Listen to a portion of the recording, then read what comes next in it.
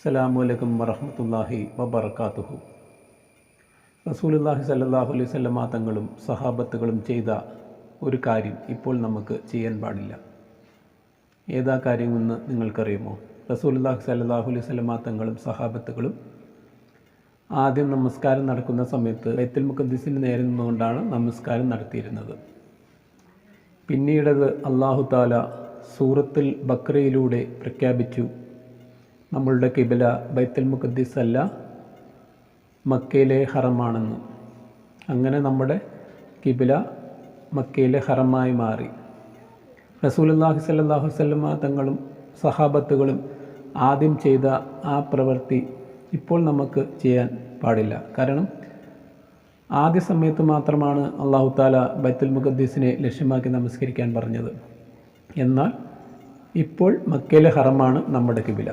ഇപ്പോൾ നമ്മൾ മക്കയിലെ ഹറമിലേക്ക് നേരെ നിന്നുകൊണ്ട് മാത്രമേ നമസ്കരിക്കാൻ പാടുള്ളൂ. ഈ പ്രവൃത്തിയാണ് ഞാൻ പറഞ്ഞത്. അസ്സലാമു അലൈക്കും വറഹ്മത്തുള്ളാഹി വബറകാതുഹു.